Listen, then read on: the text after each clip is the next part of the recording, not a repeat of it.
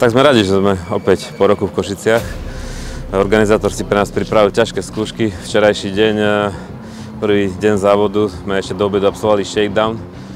Všetko fungovalo, takže sme sa pustili do včerajšieho dňa.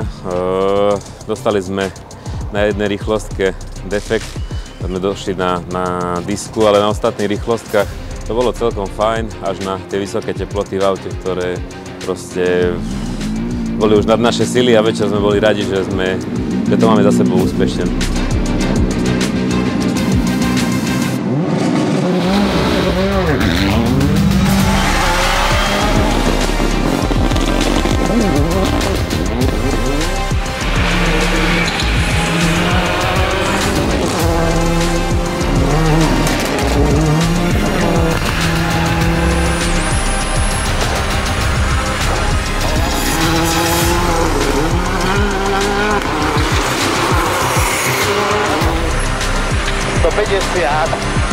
Prsta pravá.